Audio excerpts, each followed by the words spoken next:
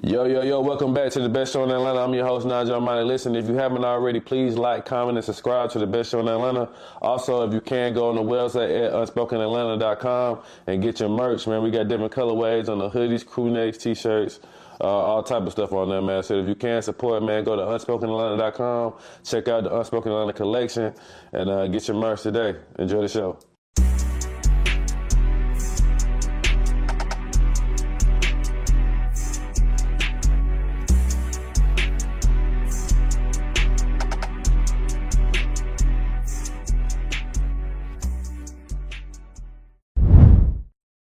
Hey, Nigel, did too hard, bruh. Super honored, man. Shout out Nigel. Shout out everybody here. Shout out Unspoken. We in the A. Shout out to my boy G. This is what we drinking on G Doritos. Make sure y'all get y'all some G Doritos, man. Hit my boy up. For real. All right, y'all. Welcome back to Unspoken Atlanta, the podcast. I'm your host, Nigel Armoni. I'm with two special guests, man. Two guys that I've been knowing for a while. Today we're going to be talking streetwear, anything as far as fashion. They both from East Atlanta as well. Two guys, they started a clothing brand called Lacelocks. Make sure y'all check them out. Fellas, how y'all doing? Good, man. Great, man. How about you? Yeah, I can't complain, man. We normally when we started off, I try to ask everybody. We do a temp check, try to see how everybody temp is, what y'all got going on, how y'all been doing family wise. Y'all do y'all thing, man. For sure. We in a great space right now. The business been growing lately. We've been working hard, so a little bit tired, but other than that, everything A1. Yeah, for sure. Yeah. Been real good, man. Yeah. Y'all from East Atlanta, man. That's why I really wanted to talk to y'all, because y'all are somebody that I really admire. Y'all very consistent, for one. For sure. I feel like every few months I come out with a new design, something new. Whether it's just the jackets or the hoodies, or even not doing the fitteds. What was y'all vision when y'all first started Lacelocks? And how did y'all end up meeting or coming together, doing it together? So the vision originally, we were just gonna sell shoes. So that was the original vision when we was working at Nike. So we were just gonna sell shoes, resell shoes, try to get a resale shop. Organically, it just transformed into us selling clothes, and then we loved that too, and we just kind of rode the wave, and now we just here, still just selling clothes. Still got aspirations of owning a shop where we would sell shoes and still sell our clothes in there too, though. Yeah. So that's the end goal for sure. When y'all first started, what was y'all starting with? What you mean, like starting? So when we started the brand? Well, I know y'all wanted to do shoes, but when y'all actually started putting out product, what was like some of the first couple of products y'all did? Our first product was a pair of socks. Yeah. We were going to like all the different Marshalls and Ross buying these Van Heusen socks. And we had found, I think on Etsy, like a company that made custom patches. So we got a ton of patches in, and we were just heat pressing patches on socks night after night after night.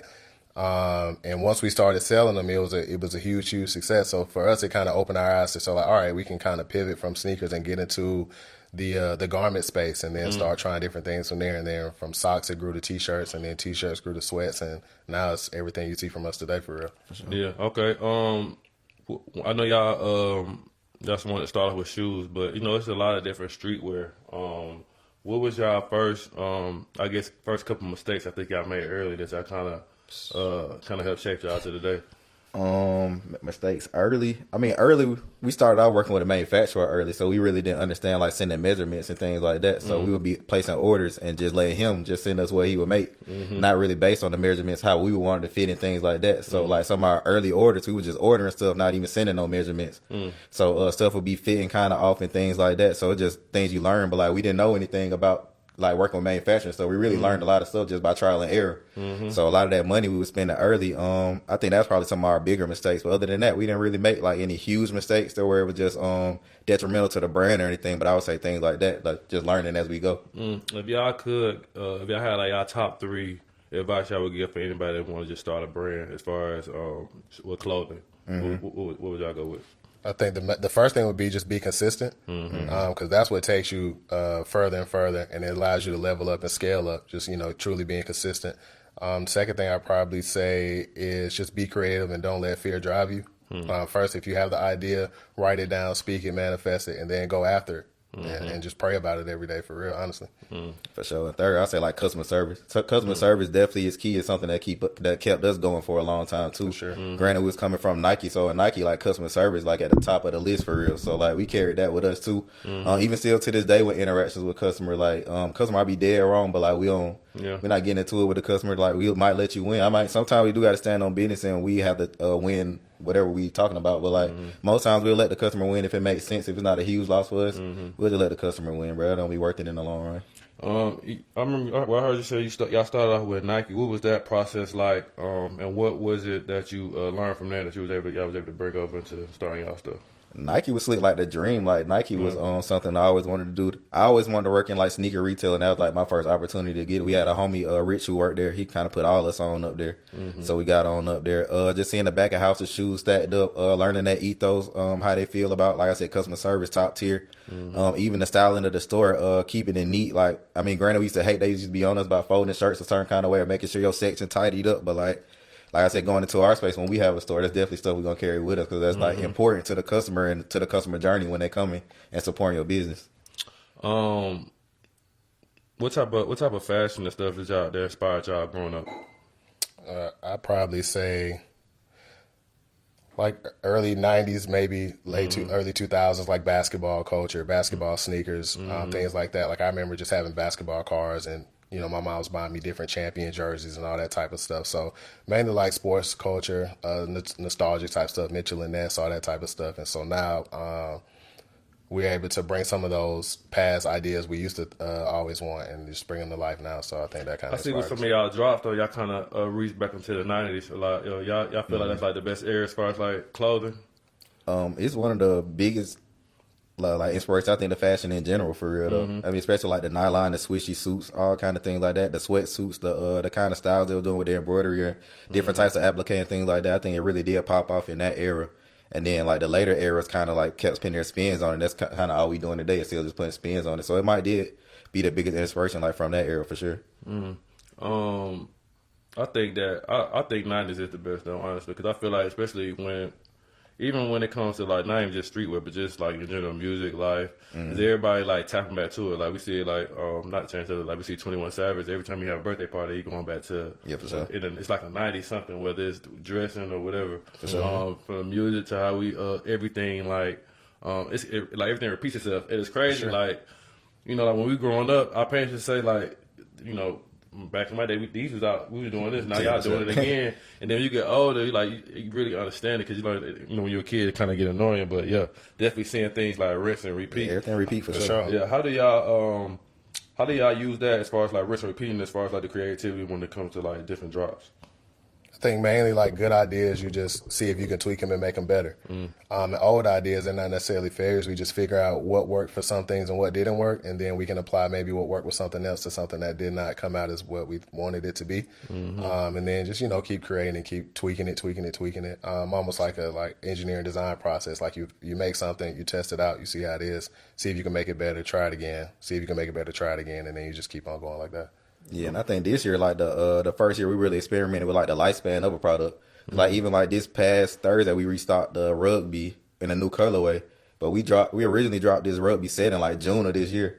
Prior to this year, we never ran a product for that long, or just even like introduced a new colorway. Like usually we would have tried to introduce a new colorway, but then spin and make it a whole new product or something like that. But we kept the same product, just introduced a new colorway, and it's going crazy. But that's just from like knowledge we've been getting lately, just learning.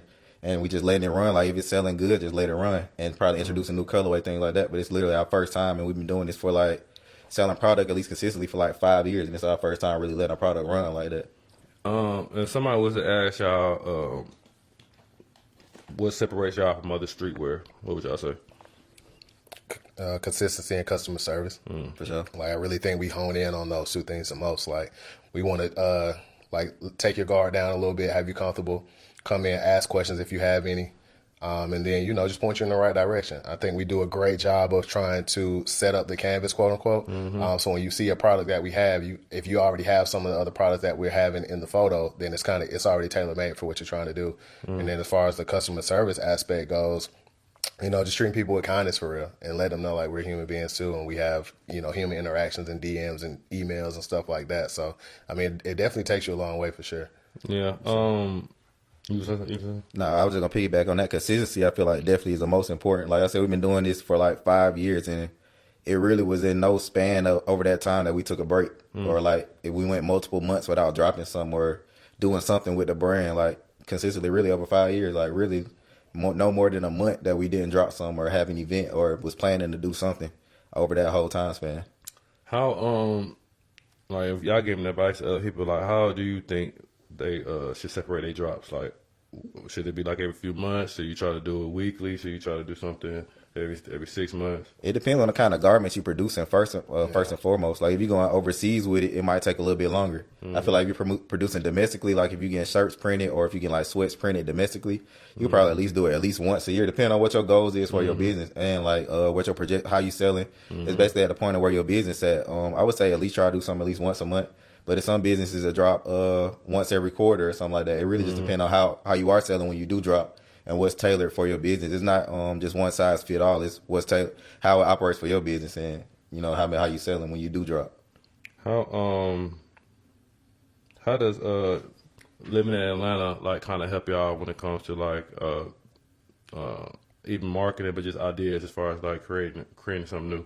Because before you ever speak, even like I think I DM'd you when y'all dropped the A-Town hats. Like even doing that and doing the embroidery on the side and stuff like that. Like I would guess y'all growing up, but what type of things in Atlanta kind of inspire y'all to keep it alive at least? Well, I'd probably say just like mainly like the energy of the city for real. Like everybody, you know, for lack of better terms, like they're trying to put that shit on basically. So just having that type of energy involved in all our creative designs and our process and our marketing and things like that. Just trying to dress it up that way and just, you know, always having something that's nice. So when we present it to our customers and stuff like that, it's tailor-made, it's perfect, it's A1. That's pretty much it. Do y'all have like a certain like marketing strategy that works best for y'all? Consistently, of course, like email and text messages for sure. Email, text message, every drop. As far as content, we kind of do a photo shoot every drop.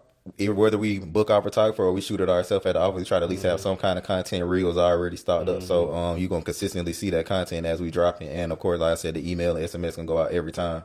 And now we get more active with the ads too. So that's something we picked up on more so like this year. Just consistently running the ads, having the ads already locked and loaded, knowing what we going to run as an ad, things like that. But I think that definitely helps how well the drop does overall when you're doing all those things. Like we don't miss every time we drop, we doing all of those things. We don't never miss one thing when we dropping because all that adds to the how well the drop does overall. All right. I'm a guy that's like big on family. Y'all done been to a couple sessions on the other side, so y'all kind of know where I come from.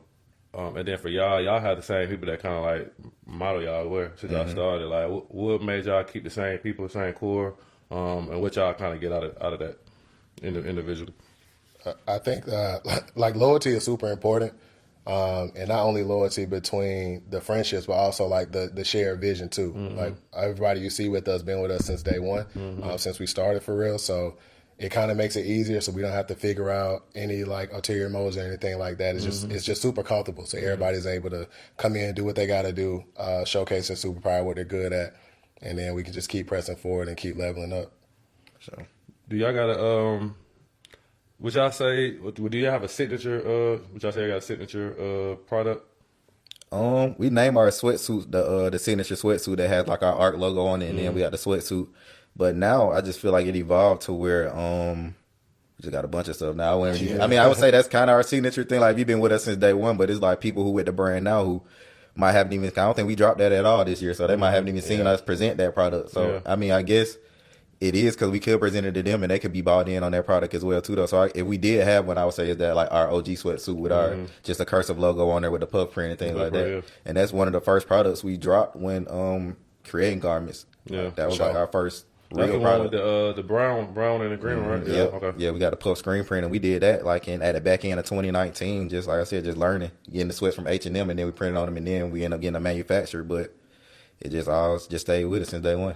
Y'all got well, do y'all collaborate? Are y'all willing to collaborate? And if it's somebody that y'all would like to collaborate with, as far as with y'all brand, who would it be? That's a good question. I think we do foster collaboration. Like that's super important. Who would it? I don't know. Like I honestly don't know. It would just have to make sense for everybody's brand that's involved with it. Like not trying to force anything, just keeping everything organic. And if both parties can bring their audiences together to create something big, like we're definitely open to it. We did have one we were working on. But it kind of fell through, kind of because we had like different perspectives on what the garments need to look like. And you know, sometimes that happens, sometimes it doesn't. But Yeah, I don't know though. That's a good question. Yeah, we definitely are open to collaboration though, Yeah, for sure. for sure. I mean, I feel like you'll probably see one soon from us within this upcoming year or in the near future, just because we haven't done it yet. But we're definitely open to it for sure. With my ex, like Selena, the flex, bumping Justin Bieber, the fever ain't left. She know what she need, all she blessed, giving my best. Got my heart on my sleeve with a knife in my back. What's with that? 21, I love him, then my brother, that's my stack. Metro made the beat, so you know that it's gon' slap. It's gon' slap. Tell him when it.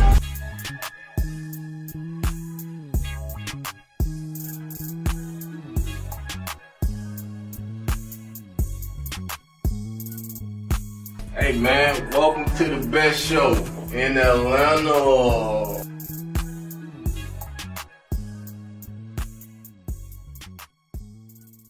How y'all try to stay focused on y'all vision versus like following trends? That's cool. I mean, I think we just do what we do though. We never really been like too honed in on like the trendy stuff though, because I feel like the trendy stuff is gonna die out, and it's not what leads to a brand being long standing, and that's our goal, to be long standing. So it's staying true to what we like as a brand, true to who we are as a brand, and more so putting that on the forefront in trendy things. I mean, this year or like last year, it's kind of the first time we really dabbed into like trendy things, just because we can kind of blend the best of both worlds in that kind of way, but not nothing like too trendy. Like certain things you probably will never see from us, just because we don't really go like too into the trendy thing. Is it a product that y'all thinking about starting to get into that y'all haven't started yet? I kind of feel like that's what the rugbies were. Like I would have never thought maybe a year or two ago we would have put out a rugby polo. Like I never saw that, because we mainly focus in on sweatsuits and jackets and shorts and stuff like that. But just seeing the response we're getting from this rugby collection that we're doing, like definitely tapping into a lot of other products that we might think that doesn't really tailor to our audience, but now we're starting to figure out like it's so broad now, like people's interest is huge. The It's a rugby huge is basket. that's the bag, ain't it? No, the rugby, no, that's it's the like- polo. Oh, the polo. Yes, okay. the Yeah, polo. I got the bag. Like, it was too. just that bag. Yeah, the bag I too. think we kind of experimented a lot lately, like with the bag. Like you said, the fitted hat did well. We ran those twice. The bag definitely was us experimenting as well too, and taking on a lot of overhead, trying to make that happen too over a span of time, because it took a lot of time to produce Produce it, yeah. Yeah. So you're just taking more risk and just trying to bring more things to life that we like or feel like our audience will like.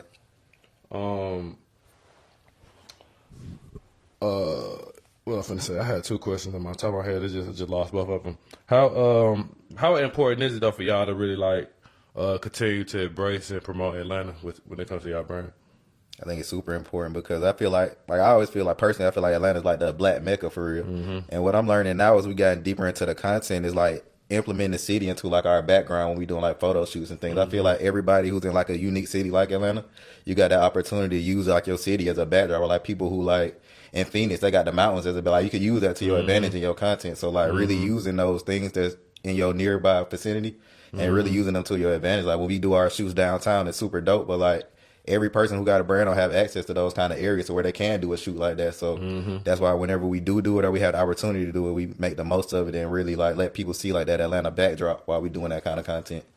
It's our base too. Yeah. Like, I feel like now, like we've grown as a brand, so a lot of our customers are not just in Atlanta, but our base is here though. So it's important for us to put that at the forefront of what we're doing, and then kind of cast our version or our outlook of what Atlanta is to everybody else who doesn't live here.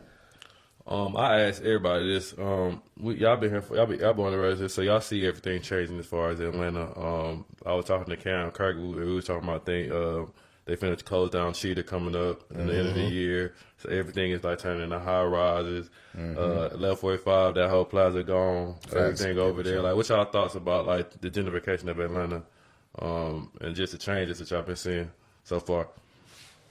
I mean, I kind of think it's just a part of life. Like it's almost like evolution in the sense. Like some of those places closed down due to circumstances that were, unfortunate. But I just think, things are always changing. Like even where in my neighborhood, like I stay in East Atlanta, so it doesn't look like it used to look 5-10 years ago. So things are always going to keep moving forward and progressing. It could be a good thing. It might bring more money to the city, depending on how you're looking at it. It is unfortunate that some people get displaced by gentrification and stuff like that. But I don't know. I think it's a silver lining in everything for real.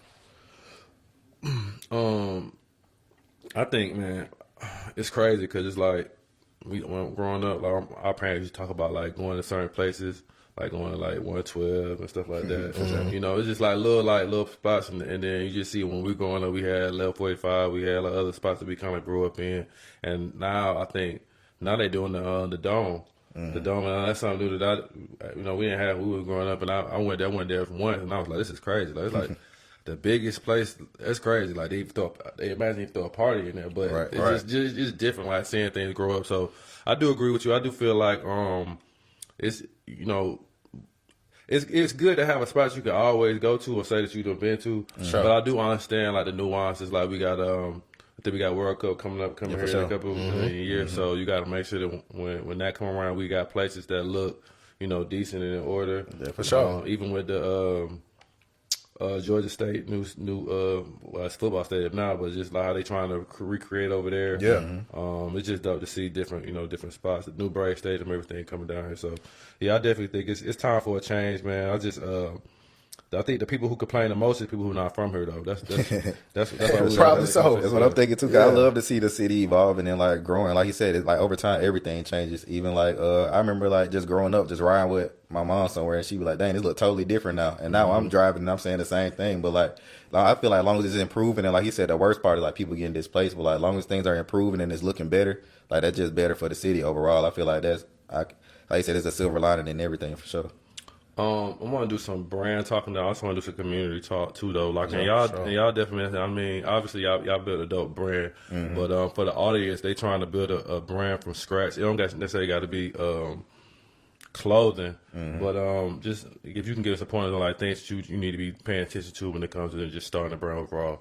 For one, it takes time though. Like I said, we started really was the shoe part of it in 2018, closing like 2019. So we like at least 6+ years in, and we just now getting to a point where we feel like it's getting good for us though. Even though it had been good in the past, like we didn't really know what we was doing. So it got good and then it got worse. So like we've been like on a roller coaster where now we kind of understand what we doing. But like it's like 5+ years. Like I've been seeing this clip with Ice Cube where he said like if you're not willing to put in 5+ years without making no money, then don't do it. And like we in year 6 and we like, dang, it really took about 6 years for us to really understand what we doing. So for one, you it's gonna take time. For two, like you said, building a community. We put building a community at the forefront of our brand since day one, and like cultivating that energy, and like you said, putting customer service at the forefront.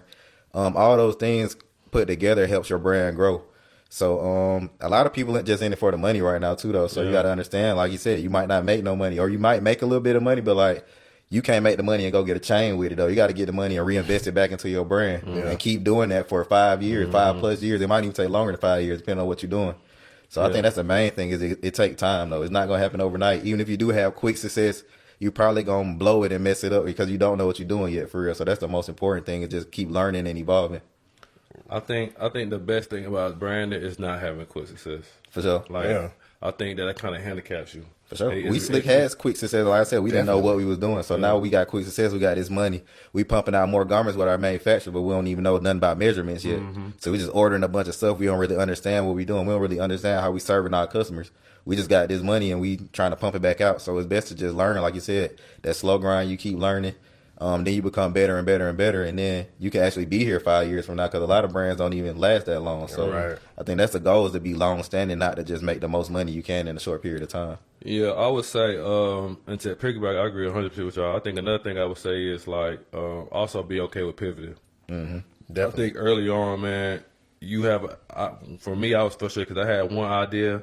And it was going good, but I wasn't where I wanted to be. And I felt like when it was a point when I was like I had to pivot, I was looking at it as a negative. Like damn, why can't like if it's gonna work out, why can't it work out because of this? You know what I'm saying? Yeah. Instead of having to, but understanding that also like the trials and tribulations, the journey is what's propelling you for what's next to become. But also just being okay in there and being like, all right, cool. It didn't work out. It ain't working out in my eyes, but from the outside looking in, it looked like it's working out. For sure. And so you just got to make sure that you just stay consistent in that, knowing that pivoting is not always a bad thing.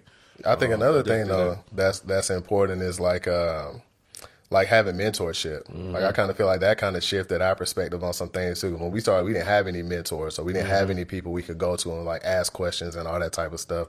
But I think we kind of found that this year, and it kind of redirected our focus, and it kind of made us focus in on certain things that we maybe weren't focusing in on. And I think that kind of made a difference in what we're doing. But you also have to be willing to learn new things too. Like you might have said like something wasn't working for you, and you had to pivot, but without being able to like invest in learning some new things, like you might not even have that perspective for real. Yeah. So I think, mentorship is super important. If you can have somebody you can ask questions to no matter what you're trying to build, but just having a resource that you can go to ask certain questions and give you honest feedback and honest perspectives on different things too. That definitely helped us this year. Yeah, pivoting definitely not bad though. I feel like for sure. Cause like I said, we started off selling sneakers and then like we pivoted into selling clothes, but I think we never really even thought about it when we was doing it. Like we just kind of just did it, and we didn't think about, oh man, we're not selling shoes no more. It just like kind of organically happened, and that's kind of like how our brand evolved. Like everything really more so being organic. So yeah, just pivot. I feel like as long as it work out and you still getting to do what you love to do, For sure.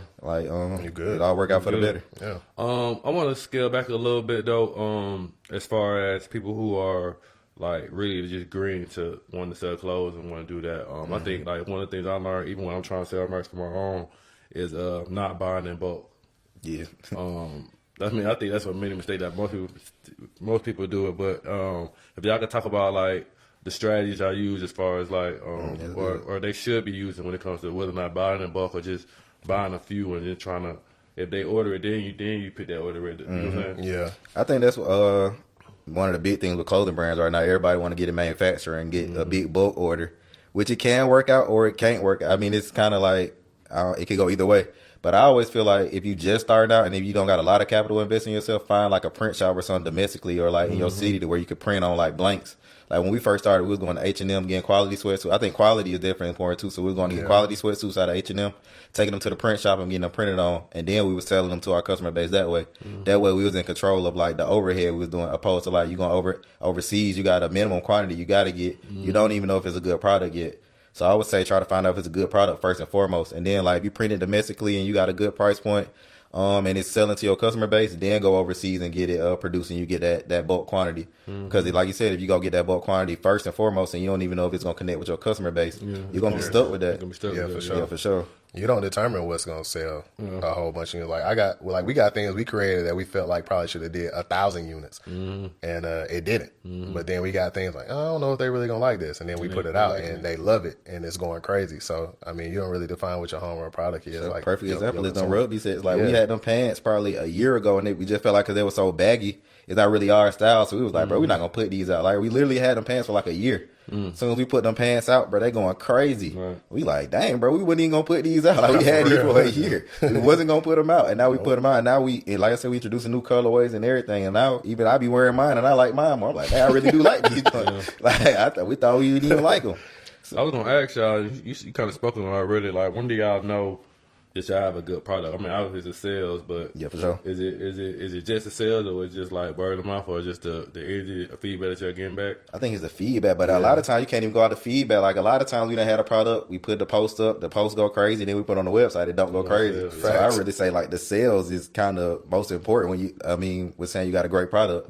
The sales and then the feedback you receive after the people receive the product. Because even now, like what I was saying, like the rugby says, people reach out all the time. Like, yo, I love this, the quality of this, I love how it fits. So I feel like the sales and the feedback definitely let you know for sure. Yeah. Before that, it's kind of like an assumption because it'll be like, yeah, like he said, it was like things we loved and felt like it was going to do well, but it didn't do well. But that don't mean it was a bad product. It just didn't really probably communicate as best with our customers.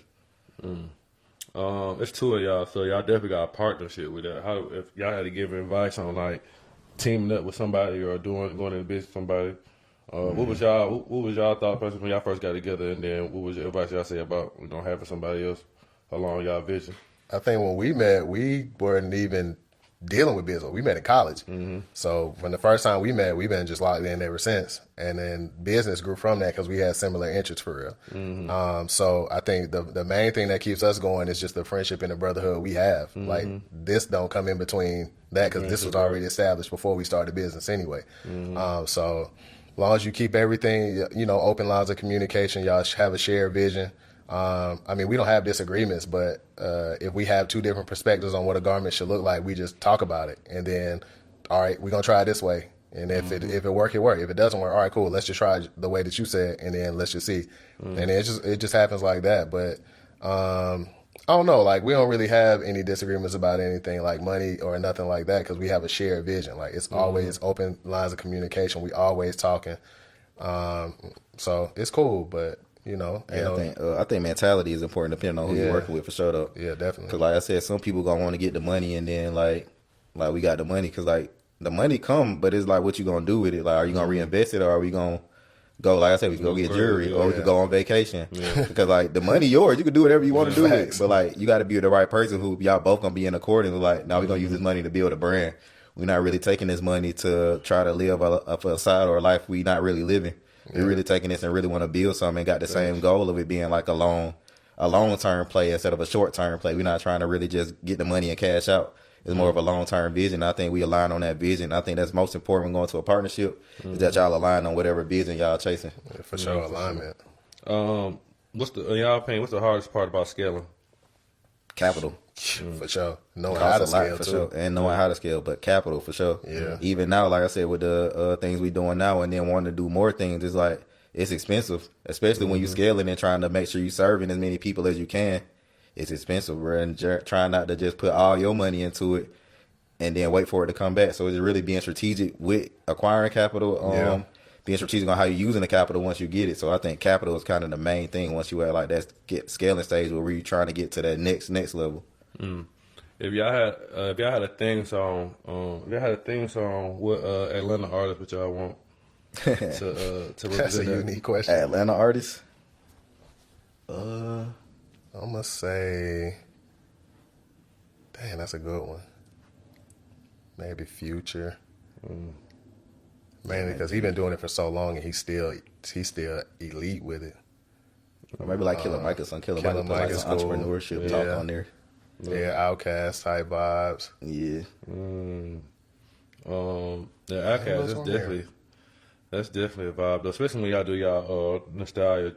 I think Outkast is definitely. Yeah, it's two of them too, and it's two of us. Yeah. So, yeah, I think that's definitely fitting for sure. For sure. We had to pull that boy Dre out of retirement. Yeah, come on, You can play that flute, Dre. It's cool. I was kind of mad that he when they got it done to the Rock and Roll Hall of Fame, he ain't perform with I ain't like that. I watched that too. But I feel like he really taking that. I ain't rapping no more seriously. Yeah, his heart really might not be in it, and I think when you super good at something, like if your heart not in it and you know it's not, like you ain't really trying to be lower than the level you hold yourself to for real. So I think that's probably why he really don't rap no more, because he know his heart not in it for real. You gotta respect that. I would have liked to see him perform. I mean, the performance still was very dope, but I think I would have liked to see him perform. Just because nobody really see him in a while, and then like it would have been on brand because outside of Outkast, what made his brand like really like still shoot up is like the sneak features that he used to do. You know what I'm saying? Like he wasn't know everybody, but he'll have one here. He'll go 2 years, he have another one here. And that kind of was like, okay, now when you come with a solo album, still ain't got it, but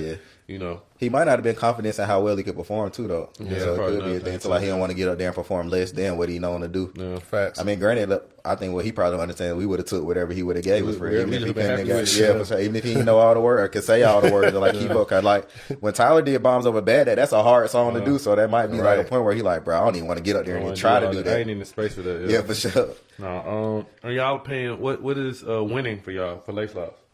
That's a reaching our goals. Like I said, we want to get a storefront. I think the win is like being long standing, being a lifetime brand. Yeah, like to where it just withstands and we have like a foot in the culture of Atlanta at the end of the day, to where it's just always here and we can pass it down to our kids and like it just keep going and it don't stop when we stop.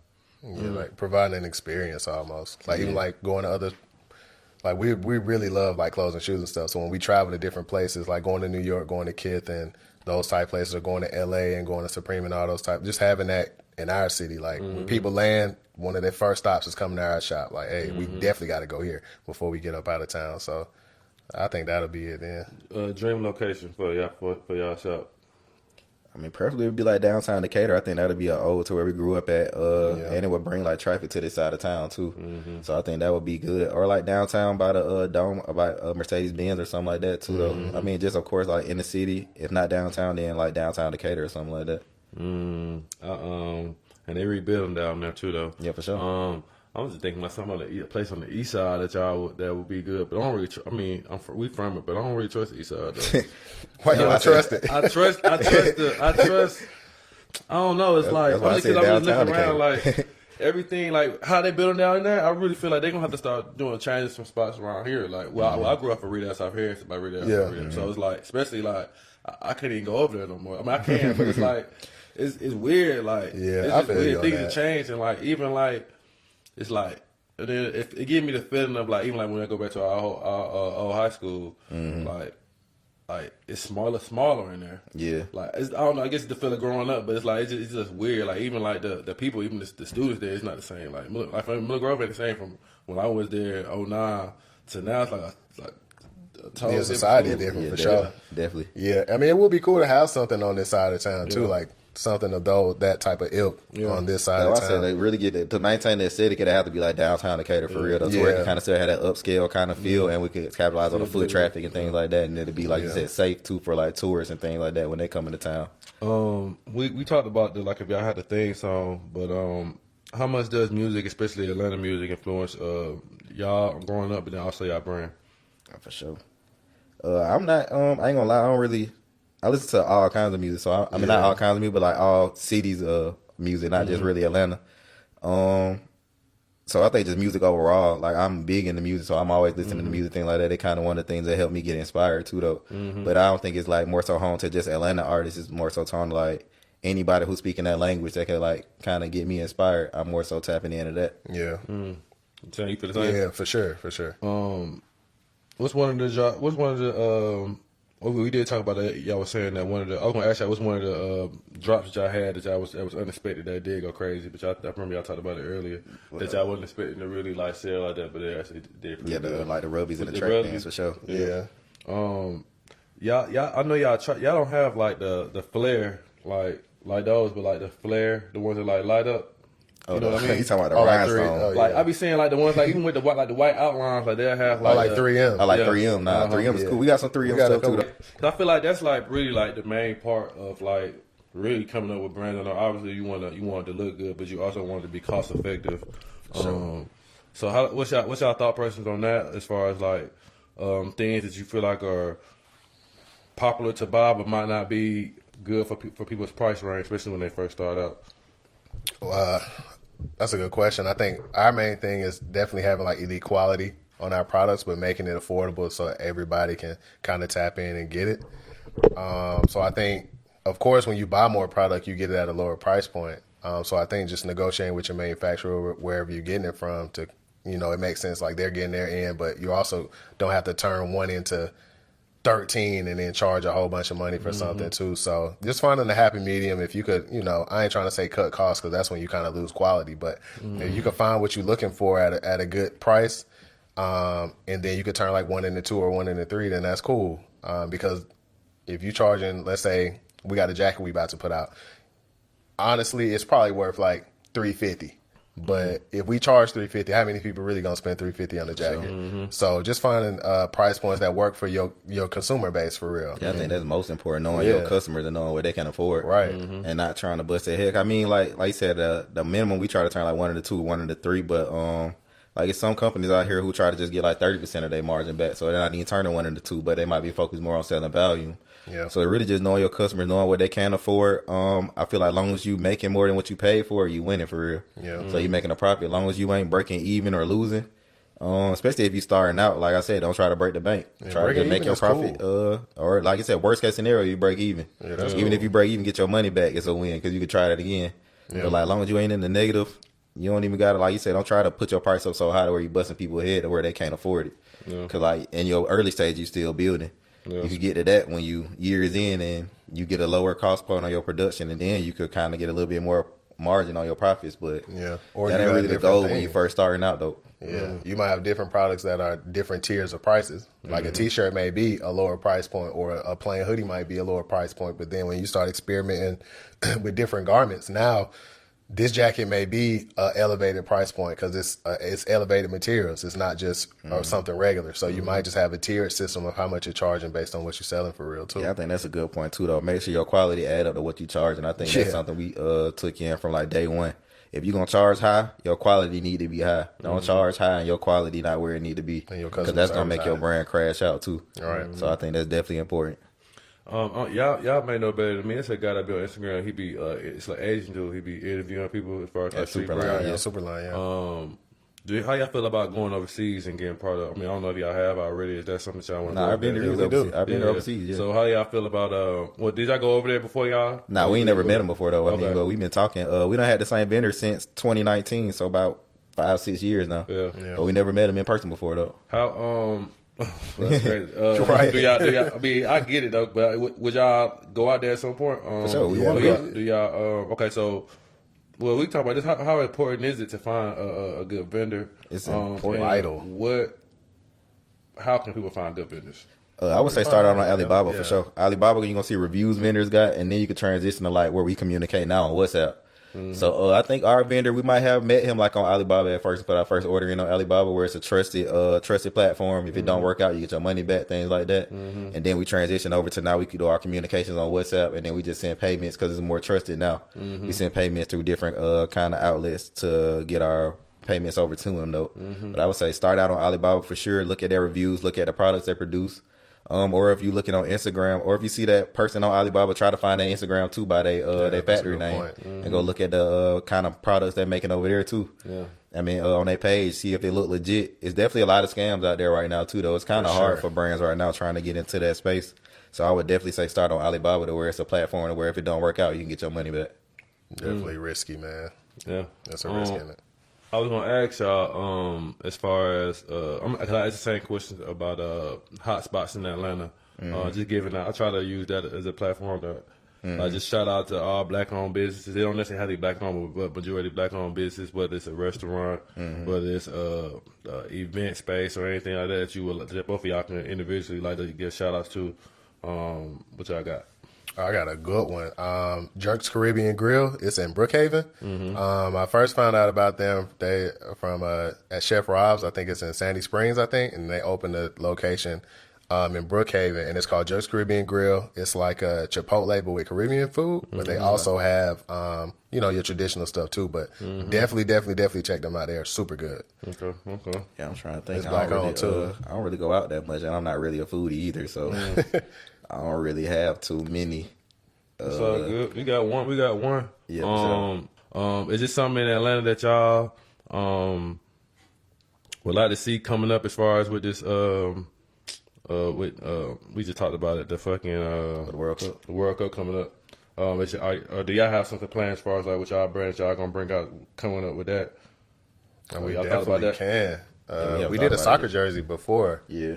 So I think we could definitely spin back and do another one or revamp the one we already did for that. That's going to be a big event here. Yeah. And I hope to see a lot of brands doing activations and stuff around the city for it, like Adidas and Nike and all those types of things too. So yeah, I do hope to see some of that stuff. We should have some products for it for sure. Yeah, definitely. I think we're gonna try to get in where we fit in for that for sure. Find some kind of way where we can get in on the action. Yeah. Do y'all have any sales coming up as far as for like Black Friday or? We got Black Friday sales coming up. I mean, this sweatsuit I got on right now gonna drop on Black Friday. We got a varsity jacket we're gonna do probably on Black Friday too, and we're gonna have deals on like stuff we got left behind and things like that too. So we're probably gonna crank up the deals probably next week. So what's the date? 16th, 17th. So we got another probably by like next Friday. We probably do like a pre-Black Friday. Yeah. And then the following week could be actual Black Friday. We'll have a new drop and then some deals on that day too. Yes, sir. Okay. Well, shit, we can end it here, fellas. I want to say both of y'all, appreciate y'all been following both of y'all for a while. Very proud of both of y'all, what y'all bring, how y'all elevated, how y'all still do it to this day. People who don't, well, if you a fan of Unspoken, you been watching for a while. I done had y'all videos in my episodes a few times, commercials. Yeah, you did. Appreciate it. I'll try to do that. I'm gonna have a couple of them in here, so as they watching, they'll have some of the old Lacelocks commercials in here. And then I appreciate y'all for always supporting me as well. Y'all came a few times to the other side. So I just reached out to you 4 days ago. Right, for sure. We here. So yeah, I hear. So I appreciate that. But please make sure y'all follow Lacelocks on all social media platforms. Make sure y'all get y'all merch. They got some stuff coming out Black Friday. This episode should be out way before that, but make sure y'all check out their sales. We appreciate y'all watching. This is the best show in Atlanta. Y'all be safe, man. Next time. Appreciate y'all. Thank you. Yeah, man.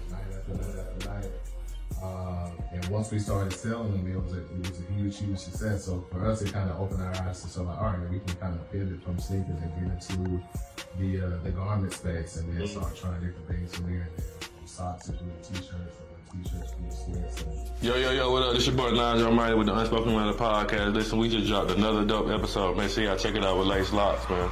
For sure. Make sure y'all go check us out on Instagram and really every platform at Lacelocks 404. Website lacelocks404.com. Enjoy the episode. For sure.